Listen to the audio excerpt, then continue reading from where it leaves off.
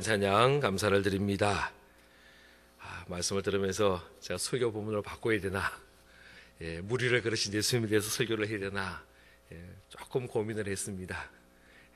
다음에 제가 이 말씀을 할 때 이 찬송하면 참 좋겠다라는 생각을 하면서 들었습니다. 하나님께서 우리 임마누엘 찬양 대 찬양 기뻐 흠양하실 줄로 믿습니다. 할렐루야. 마트에 가서 고기를 살 때에 특별히 한우 고기를 사려고 보면 그 고기 포장에 등급 표시가 있는 것을 봅니다. 3등급짜리가 있고요, 2등급이 있고요, 1등급이 있어요. 그런데 1등급에서 끝나는 게 아니고 그 위에 또 있습니다. 1등급에 플러스 표시가 있는 1등급 플러스 등급이 있고, 제일 좋은 것은 1등급에 플러스가 2개가 붙은 등급이 있더라고요. 이게 제일 좋은 고기다라고 이야기를 합니다. 전체 고기 중에 가장 맛있는 고기, 이 1등급 플러스 2개가 붙은 것이 전체 한우의 한 10% 정도 차지한다라고 이야기를 합니다. 그리고 1등급 플러스 1개 있는 것은 22% 정도가 되고요, 1등급은 31%예요. 그러니까 1등급 등급이 붙은 것만 다 합쳐도 63% 정도 되는 겁니다. 전체 고기의 3분의 2는 다 1등급이에요. 그래서 1등급이 좋은 줄 알았더니 1등급보다 더 위에 등급들이 많이 있어서 살펴봐야겠다라는 생각을 했습니다. 최근에는 쇠고기만 등급을 매기는 줄 알았더니 사람도 등급을 매기더라고요. 소위 말해서 금수저 논란들이 최근에 젊은 사람들 중심으로 생겨났습니다. 그런데 참 안타까운 것은 이 등급이 자기의 등급이 아니고 부모의 재산에 따른 등급이다 말이에요. 부모가 재산이 많으면 금수저고, 그 다음에 은수저고, 그 다음에 동수저고, 그리고는 아주 재산이 없으면 흙수저고, 그렇게 나뉜다라는 거예요. 인터넷에서 찾아봤더니 부모 재산이 20억 이상이 되면 금수저고, 10억 이상이 되면 은수저고, 5억 이상이 되어야 동수저고, 그 이하는 흙수저다, 그런 이야기를 하는 것을 보았습니다. 제가 이 기사를 보면서 참 마음이 아팠습니다. 안타까웠습니다. 부모를 수저로 비유하는 것도 마음에 불편했습니다. 자기의 노력이 아닌 부모의 재산을 가지고 계층을 정하는 것도 문제가 많다라고 생각했습니다. 그리고 이런 말들이 나올 수밖에 없는 사회 구조가 된 것이 너무나도 안타까움을 느꼈습니다. 오늘 우리가 읽었던 본문 말씀, 이 말씀에 보면 우리가 소위 말하는 금수저를 물고 태어났다라고 할 수 있는 한 청년에 대한 이야기를 합니다. 20절에 보면 이 사람에 대해서 청년이라는 표현을 했고요, 22절에 보면 재물이 많다라고 이야기했습니다.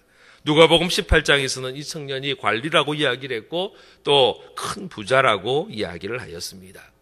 이러한 표현들에 의해서 보면 이 사람은 나이가 많지 않은 젊은 사람임에 틀림이 없습니다. 그리고 관원이라는 말로 볼 때에 사회적으로 높은 지위를 가지고 있는 사람이었습니다. 그리고 물질적으로도 많은 것을 소유한 큰 부자였습니다. 다른 모든 사람들이 부러워할 만한 물질과 명예와 권력을 가진 성공한 사람임에 틀림이 없습니다.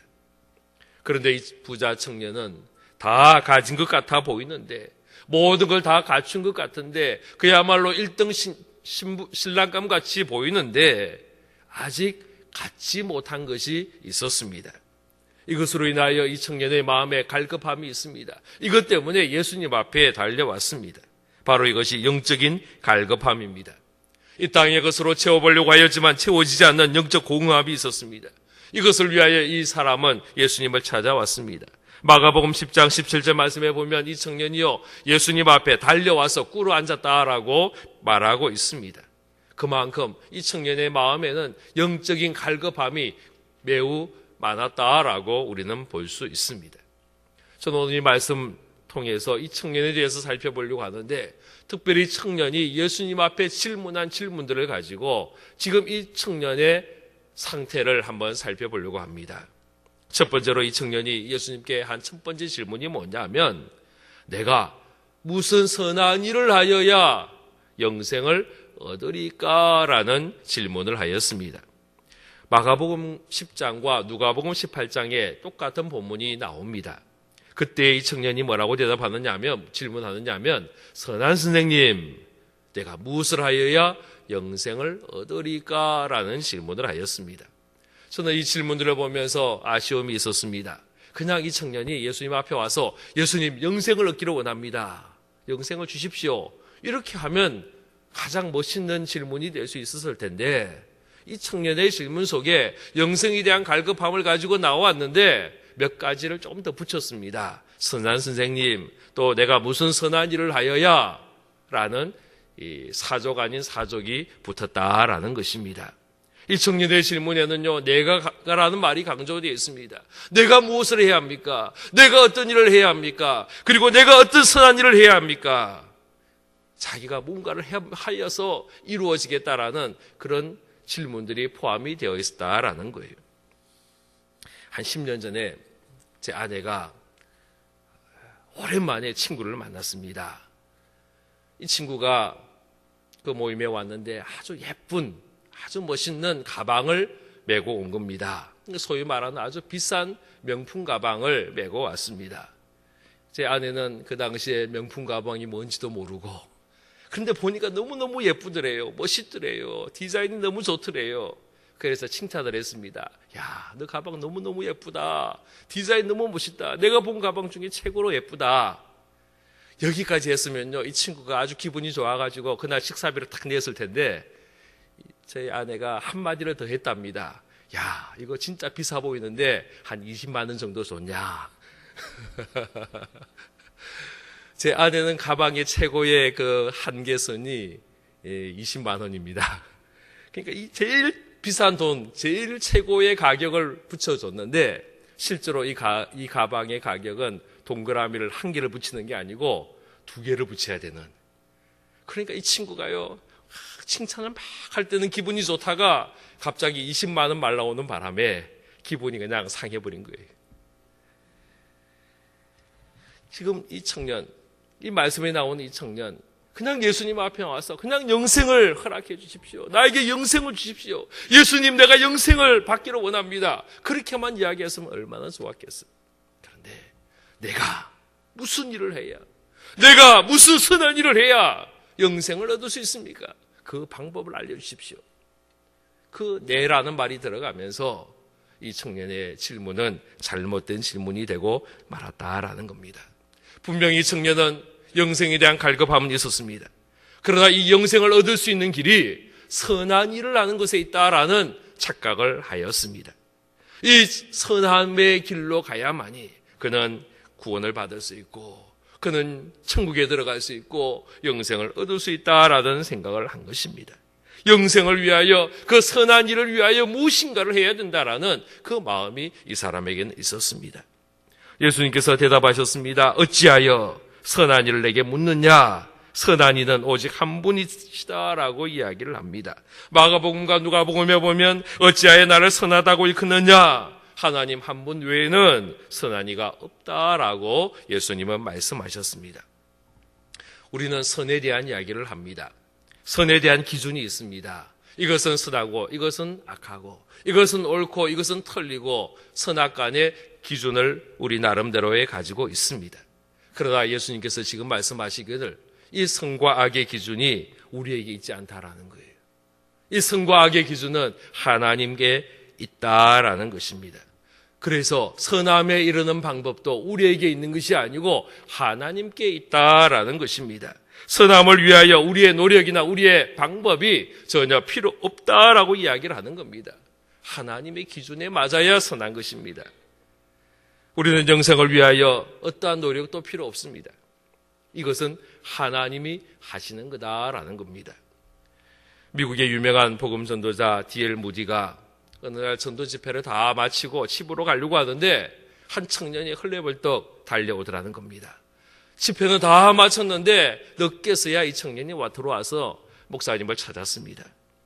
그리고는 하는 말이, 아이고 집회가 벌써 다 마쳤네요. 어찌하면 좋을지 모르겠습니다. 선생님, 무지 선생님, 내가 어떻게 하여야 구원을 얻을 수 있겠습니까? 똑같은 질문을 했습니다. 내가 무엇을 해야 구원을 얻을 수 있겠습니까? 나에게 알려주십시오. 그때 무지 선생님이 뭐라고 이야기했느냐? 청년, 너무 늦었네. 너무 늦었네. 라고 이야기를 한 겁니다. 그 청년이, 아이고, 제가 집회에 늦게 온 건 사실인데, 그래도 지금 꼭 말씀하시면 안 되겠습니까? 조금만 시간 내어주십시오. 그랬더니, 이 무지 선생님이 이야기하는 겁니다. 자네가 무엇을 하기에 너무 늦었다는 말일세. 이미 예수님께서 자네를 위해서 다 하셨네. 할렐루야. 우리는요, 구원을 위해서, 영생을 위해서 내가 뭔가를 해야 할 일이 있다라고 생각하는데 이미 예수님이 우리의 구원을 위하여 할 수 있는 모든 일을 다 하신 줄로 믿으시기를 바랍니다. 예수님께서 십자가 지심으로 우리의 구원을 완성하셨습니다. 그런데 이제 와가지고 뒤늦게 와서 내가 주님을 위해서, 내가 영생을 위해서, 내가 구원을 위해서 무언가를 해보겠다고 나서는 거 이미 늦었다라는 것이에요. 이건 불필요한 행동이다라는 겁니다. 우리의 구원, 우리의 영생을 어떻게 얻느냐? 예수님께서 이미 이루어진 그 영생, 완성하신 그 영생을 우리가 믿음으로 받아들이기만 하면 되는 줄로 믿으시기를 바랍니다. 영생에 관하여 우리가 할 수 있는 일은 없습니다. 이미 예수님이 다 해놓으셨습니다. 단지 우리는 그걸 받아들이면 됩니다. 이것으로 충분합니다. 다른 더 이상 더 필요한 것들이 없습니다. 그런데 자꾸 우리는 무언가를 해야 한다고 생각합니다. 그냥 예수님이 다 해놓은 것 받기에는 민망하다라고 생각합니다. 염치가 없다라고 생각합니다. 뭔가 나도 좀 해야 되지 않을까라고 생각을 합니다. 그래서 이 청년처럼 내가 영생을 위하여 무엇을 해야 합니까? 내가 무슨 선한 일을 해야 됩니까? 내가 할 일이 무엇입니까? 라는 질문을 우리는 자꾸만 하는 것입니다. 우리의 노력으로는 영생에 들어갈 수가 없습니다. 불가능합니다. 착한 일로, 선행으로, 옳은 일로 영생에 들어갈 수는 없습니다. 선한 일이 아니라 예수님을 만나야 되고 예수님이 주신 그 영생을 우리가 믿음으로 받아들이는 것만이 유일한 길임을 믿으시기를 바랍니다. 할렐루야. 그래서 예수님께서 이 청년에게 뭐라고 하시느냐? 계명을 지키라 라고 이야기합니다. 이 계명이란 말이 하나님의 말씀이에요. 말씀에 다시 들어가 봐라. 말씀을 읽어라. 말씀 속에 들어가라 라고 이야기하는 겁니다. 그때 이 청년이 두 번째 질문하였습니다. 18절 19절 말씀 우리 같이 읽도록 하겠습니다. 18절 19절입니다. 시작. 이르되 어느 계명이 오니까? 예수께서 이르시되 살인하지 말라, 간음하지 말라, 도둑질하지 말라, 거짓 증언하지 말라, 내 부모를 공경하라, 내 이웃을 내 자신과 같이 사랑하라 하신 것이니라. 자, 예수님께서 계명을 지키라라고 이야기할 때에 이 청년이 예수님 앞에 질문합니다. 어느 계명을 지켜야 합니까? 지금 이 청년이 아주 적극적으로 나옵니다. 예수님 무슨 말씀이든지 하십시오. 무슨 계명이라도 이야기하면 내가 다 지킬 수 있습니다. 말씀만 하십시오. 예수님께서 10계명을 이야기했습니다. 10계명 지켜야 된다라고 이야기했더니 이 청년이 뭐라고 하느냐? 그거 다 지켰습니다. 제가 어렸을 때부터 이거 다 지켜왔습니다. 이 청년의 대답 속에요. 또 무슨 말이 들었냐 하면 나라는 말이 들어있습니다. 내가 이 계명 다 지켰습니다 라고 대답했습니다. 이 청년은 여전히 자기가 뭔가를 해야 한다는 생각에 빠져나오지를 못하고 있습니다. 사실 이 청년은요, 그의 대답 속에 자기가 생각하는 영생의 방법이 들어있습니다. 그는 어려서부터 율법을 잘 지켜왔습니다. 그리고 율법을 잘 지키면, 계명을 잘 지키면 영생을 얻을 수 있을 것이라고, 그래서 이것을 통해서 선해질 수 있을 것이라는 생각을 하며 살아왔습니다. 그리고 또 한편으로 그는 어려서부터 하나님의 계명을 다 잘 지켜왔기에 영생을 얻을 충분한 자격이 있다라는 그런 생각을 하며 이제 이쯤 되면 예수님 날 칭찬해 주시겠지 하는 그런 마음도 가지고 있었습니다. 그러나 여러분, 과연 이 청년의 말대로 어려서부터 율법에 어김없이 살아왔던 삶이 잘 사는 삶이었을까요? 이 청년이 율법에 흠이 없이 아무런 잘못 없이 잘 살아왔을까요? 그렇지 않습니다. 이것은 청년의 착각입니다. 하나님이 우리에게 율법 주신 것은 이 율법을 통하여 의의 길로 영생의 길로 가라는 것이 아니었습니다. 율법은 나를 발견하게 하는 거예요. 나의 부족함을 알게 하는 겁니다. 나의 모자람과 나의 추함을 알게 하는 겁니다. 우리는 율법 앞에 설 때에 나의 힘으로는 의에 이르도록 것이 불가능하다는 사실을 발견하게 되는 것입니다. 율법은 우리의 구원의 불가능함을 발견케 하는 겁니다. 그리고 우리는 예수님 앞에 나아가야 됨을 알게 되는 것입니다. 그런데 지금 이 청년은 이것을 알지 못했습니다. 심지어 예수님 앞에 왔음에도 불구하고, 그는 예수님을 만나고 있음에도 불구하고 예수님 붙들어야 되는데 예수님 붙들지 않고 여전히 율법 붙들고 계명 붙들고 이거 잘 지키고 있다라고 큰 소리치고 있는 것입니다. 우리가 율법으로 구원받는 것이 아님을 다시 한번 인정할 수 있기를 바랍니다. 우리의 구원은 율법이 아니라 예수님을 통한 구원임을 믿으시기를 바랍니다. 율법을 잘 지켜서 구원받는 것이 아닙니다. 율법이 아니라 예수님을 만나고 예수님을 믿고 하나님의 자녀, 하나님의 백성 되는 것이 영생의 길임을 다시 한번 고백할 수 있기를 바랍니다. 세 번째로요, 이 청년이 질문합니다. 내가 모든 것을 다 지켰는데 아직도 무엇이 부족합니까? 라는 것이 이 청년의 세 번째 질문이었습니다. 지금 이 청년은 자기의 부족함을 알지 못합니다. 스스로 생각하기를 내가 이 정도면 충분하지 않겠냐라는 생각을 합니다. 사실 이 청년 가진 것 많습니다. 한 것 많습니다. 그는 어려서부터 계명 잘 지켰습니다. 선한 일도 많이 했을 겁니다. 나름대로 열심히 살았습니다. 그래서 관원도 되고 부자도 되었습니다. 문제는 이 청년이 열심히 산 것이 문제가 아니고 착한 일을 많이 한 것이 문제가 아니라 스스로 말하기를 다 갖추었다라고 말하는 것이 문제입니다. 이것이 교만입니다. 성경은 우리가 섰다라고 생각할 때에 넘어질까 조심하라라고 말씀합니다. 예수님은 이 청년을 향하여 부족하다라고 이야기했습니다. 누가복음 18장 22절에 보면 예수께서 이 말을 들으시고 이르시되 내게 아직도 한 가지 부족한 것이 있으니 내게 있는 것을 다 팔아 가난한 자들에게 나눠주라. 그리하면 하늘에서 내게 보화가 있으리라. 그리고 와서 나를 따르라. 예수님 말씀하셨습니다. 이 청년이 예수님 내가 계명 다 지켰습니다. 아직도 내게 뭔가 부족함이 있습니까? 이제 이 정도면 영생을 얻을 만한 충분한 자기 갖추지 않았습니까? 라고 이야기할 때에 예수님은 아직도 부족하다라고 이야기하는 겁니다. 예수님은 이 사람이 그의 재산을 팔아서 가난한 자에게 나눠주고 예수님을 따르라라고 말씀하셨습니다. 우리는 이 말씀을 들으면서 재산 소유하면 안 되는구나. 내게 있는 모든 재산 다 팔아야만이 영생을 얻을 수 있는구나 라고 생각하기도 합니다. 그러나 성경의 가르침은 그것이 아닙니다. 이것은요, 성경의 가르침이 아니고 공산주의의 가르침이죠. 공산주의는 우리의 부자의 것을 다 뺏어가지고 인민에게 나눠주자. 이게 공산주의예요. 예수님께서 지금 이 청년에게 이야기하는 것은 공산주의 사상을 가르친 게 아니에요. 우리가 천국에 들어가기 위해서 소유가 없어야 된다. 아니에요. 하나님의 자녀가 이 땅에서 여러 가지 모습으로 복받는 삶을 살기를 간절히 원하심을 믿으시기를 바랍니다. 아브라함 부자였습니다. 이삭 부자였습니다. 야곱 부자였습니다. 아멘도 안 하시네요. 할렐루야. 다윗, 솔로몬 다 부자였습니다.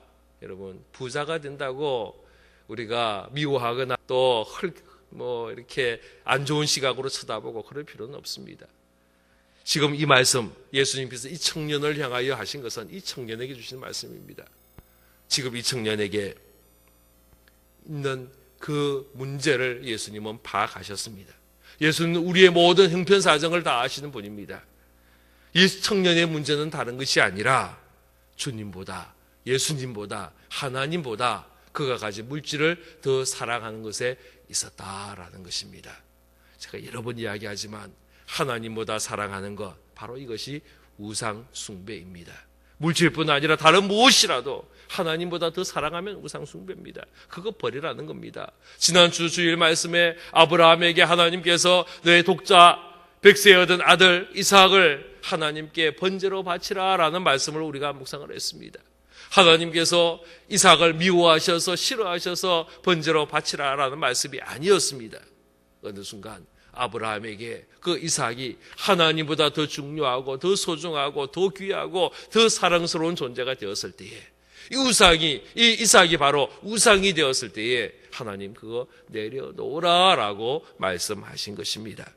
지금 청년을 향하여 너의 가진 그 물질 지금 우상이 되고 있다라는 겁니다. 내려놓으라라는 겁니다. 여러분, 우리가 주님보다 더 사랑하는 것이 있다면 내려놔야 합니다. 주님보다 더 사랑하는 그 아킬레스건이 되는 겁니다. 어떨 때는요, 우리에게 물질의 아킬레스건이 됩니다. 어떨 때는 건강이, 가정이, 자녀가, 남편이, 아내가, 직장이, 사업터가 아킬레스건이 될 수 있는 겁니다. 우상이 될 수 있는 겁니다. 하나님보다 더 사랑해서는 절대로 안 되는데 그거 내려놓지 못하고 움켜쥐고 있는 겁니다. 전에 한번 이야기했나요? 원숭이 사냥법에 대한 아주 재미있는 이야기가 있습니다. 원숭이가 원체 날새가지고 그 나무 위에서 돌아다니니까 붙잡을 수가 없는 거예요. 총으로 쏘면 죽기는 할 수 있겠지만은 산채로 사로잡기가 어렵단 말이에요. 그런데 산채로 사로잡는 아주 쉬운 방법이 있는데 그것은 상자를, 움직일 수 없는 무거운 상자를 갖다 놓고 그 상자 안에다가 원숭이가 좋아하는 음식들을 잔뜩 갖다 놓는 거예요. 그리고는 똥구멍을 하나 뚫어 놓는데 원숭이의 손이 탁 들어갈 만큼의 조그마한 구멍을 뚫어 놓는 거예요. 그러면 원숭이가 와가지고 그 속에서 냄새를 맡고 자기가 좋아하는 음식이 있는 것을 보고 손을 넣어서 그 안에 있는 그 맛있는 것을 움켜쥐는 거예요. 그런데 문제는 빈손일 때는 그 구멍 속으로 손이 쏙 들어가는데 뭔가를 움켜잡고 있으면 손이 빠져나오지는 않는다는 거예요. 그런데 이 원숭이가요, 그 움켜잡은 손을 놓지 않는 거예요. 그 맛있는 바나나라든지 사과라든지 이것을요 붙잡고는요 놓지 않는 거예요. 그 주먹을 펴지 않는 거예요. 사람들이 와서 붙잡으러 오는데도 불구하고 고함만 지르고 발버둥은 치지만은 그 손을 움켜잡아 있는 걸 놓치지 않는 거예요. 그래서 붙잡힌다는 겁니다. 손만 펴면 그 손에 있는 것만 내려놓으면 도망칠 수 있는데, 살아갈 수 있는데 끝까지 붙잡히는 그 순간까지도 그 손에 있는 거 움켜잡고 있더라는 것입니다. 지금 우리가 움켜잡고 있는 것이 뭡니까? 내가 하나님보다 더 사랑하는 것, 그래서 내려놓지 못하는 그것이 무엇입니까? 제자는 그것을 내려놓아야만이 제자가 될 수 있습니다. 예수님의 제자들이 그랬습니다. 베드로, 안드레, 야고보, 요한, 그들은 그의 가진 모든 배와 거물과 심지어 잡은 물고기까지 다 버려두고 예수님을 따랐습니다. 마태는요, 세관에 앉아있다가 예수님의 부름 받을 때에 자기의 모든 것 다 버려두고 예수님 따랐다라고 이야기를 합니다. 사도 바울은 가진 자기의 모든 지식들 다 배설물처럼 버리고 예수님 따랐노라 고백하였습니다. 오늘 우리가 읽었던 27절 말씀에도 베드로가 대답합니다. 보소서, 우리가 모든 것을 버리고 주를 따라싸운데 그런즉 우리가 무엇을 얻으리까? 여기에 제자의 세 가지 모습이 나옵니다. 첫째는 제자는 버리는 자다라는 거예요. 할렐루야, 할렐루야. 움켜잡고 있으면 제자가 될 수 없습니다. 우리의 손을 펴야만이 제자가 되는 거예요. 내려놓아야만이 제자의 삶을 살 수 있는 거예요. 이 청년은요, 예수의 제자가 될 수 있는 기회를 얻었습니다. 예수님이 그 청년을 보며 사랑스러운 마음을 가졌습니다. 어려서부터 율법 속의 말씀에 대해서 잘 지켜가는 그 청년의 모습을 보며 예수님의 마음에 흡족했습니다. 그리고 예수님 앞에 와서 영생을 얻기를 사모하는 그 갈급한 마음, 예수님께서 마음에 들었습니다. 그래서 부르십니다. 날 따라오라. 그러나 그냥 따라오는 것이 아니라 너가 지금 사랑하는 그 재물을 내려놓고 따라오라라고 이야기를 했습니다. 이 청년이 그때에 모든 걸 내려놓고 주님을 따라갔으면 예수님의 제자의 한 사람이 될 수 있었을 겁니다. 그런데 그는 그 좋은 기회를 놓쳐버렸습니다. 예수님의 제자보다, 예수님보다 이 청년은 자신이 가진 물질이 더 중요하고 더 소중했기에 주님 따라가는 그 일 포기하고 말았다라는 겁니다. 제자는 버리지 않으면, 내려놓지 않으면 제자가 될 수 없습니다. 두 번째는 제자는 따르는 자입니다. 예수님을 따라가는 자입니다. 주님과 함께하는 자가 제자입니다. 우리가 제자의 삶을 살기 위해서 주님 따라가야 합니다. 어떻게 하면 주님 따라갈 수 있을까? 말씀 속에 거하시고요. 우리가 요즘 성경 읽고 있잖아요. 성경 읽는 것이 너무너무 귀한 겁니다. 여러분, 말씀 가운데 갈 수 있기를 바랍니다. 그리고 기도하는 겁니다. 예수님 생각하는 겁니다. 기억하는 겁니다. 이것이 따라갑니다. 예수님 멀리 계시는 분이 아니에요. 지금 내 옆에 계십니다. 주님과 동행할 수 있는 가장 좋은 방법은요, 주님만 생각해도 됩니다. 주님만 인정해도 됩니다. 그러면 내 옆에 계신 주님과 함께 하는 거예요.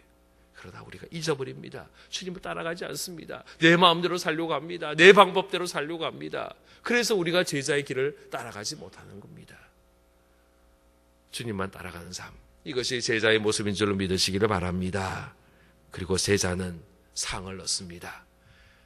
주를 위하여 헌신하고 주를 섬기고 주를 따라갈 때에 주님께서 우리에게 상 주시는 이심을 믿으시기를 바랍니다. 하나님을 기쁘시게 하는 자에게 상을 주시고요, 주님을 바라보는 자에게 상을 주시고요, 주님을 따라가는 자에게 상 주십니다. 하나님은 우리에게 복 주신 하나님을 믿으시기를 바랍니다. 우리가 주님만 따라가며 주님만 의지하며 주의 제자로서의 삶을 살아가는 우리 모두가 되기를 주의 이름으로 축원합니다. 기도하겠습니다. 아버지 하나님, 감사합니다. 저희들을 사랑하심을 감사합니다. 함께 하심을 감사합니다. 이 청년, 영적인 갈급함이 있었고 이것으로 인하여 주님 앞에 나왔지만은 그는 주님보다 그가 가진 소유가 더 중요하여서 주님 따라가지 못했던 안타까운 모습을 봅니다. 주님, 우리는 주님이 제일 중요합니다. 주님이 제일 소중합니다. 주님이 제일 사랑입니다. 주님이 가장 중요합니다라는 고백을 하며 주님을 따라가며 주의 제자 되는 우리 모두가 될 수 있도록 허락하여 주옵소서. 예수 그리스도 이름으로 기도하옵나이다. 아멘.